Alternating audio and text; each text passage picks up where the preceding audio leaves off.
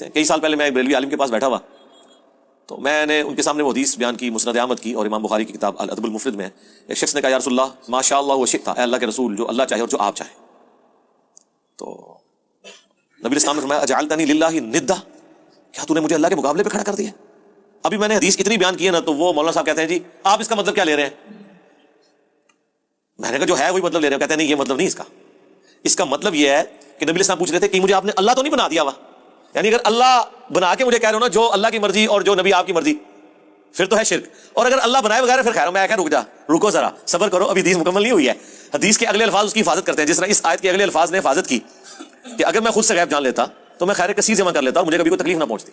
غیب وہی ہے جو اللہ بتا دیتا ہے، جب نہیں بتاتا تھا نہیں پتا ہوتا تھا.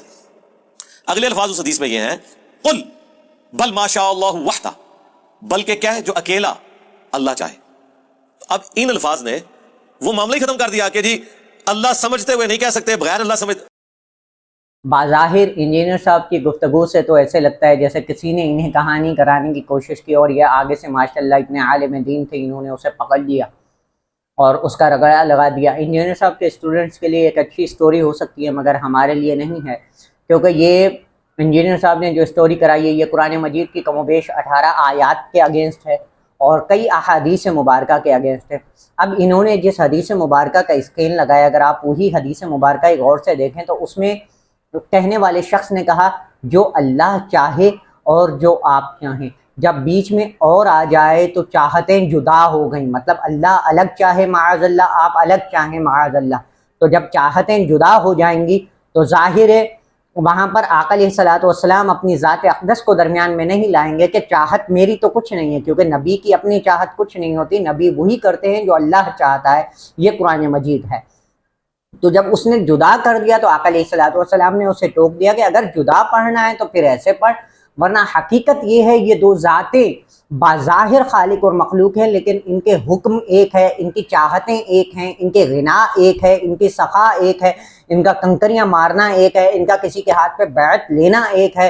یہ کئی مقامات ایسے ہیں قرآن مجید کے اندر جن پہ اللہ کریم نے اپنے حبیب کو اپنے ساتھ جوڑ کے رکھا ہے.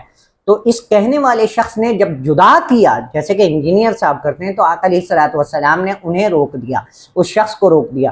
بالکل ویسے ہی جب انجینئر صاحب یا انجینئر صاحب کوئی شخص ان دو ذاتوں کو جدا کرتا ہے اس انداز میں جس انداز میں اس نے کیا تھا تو ہم اسے روک دیتے ہیں آقا علیہ الصلوۃ والسلام کی سنت پر عمل کرتے ہوئے. انجینئر صاحب دین پر غور و فکر کا آقا علیہ الصلوۃ والسلام نے بڑی سختی سے حکم دیا ہے. اگر آپ کے پاس غور و فکر کی صلاحیت نہیں ہے تو آپ کو پھر کہا گیا ہے کہ آپ اہل ذکر سے پوچھ لیا کرو. آپ علماء کے پاس بیٹھیں، ان سے پوچھیں کہ احادیث کا مطلب کیا ہے. آپ نے اپنی طرف سے کسی عالم دین کے نام سے ایک کہانی کرا تو دی، لیکن جناب والا آپ کی یہ کہانی ٹوٹل قرآن کے بھی اگینسٹ ہے، احادیث کے بھی اگینسٹ ہے. اللہ پاک ہمارے حال پر رحم فرمائے.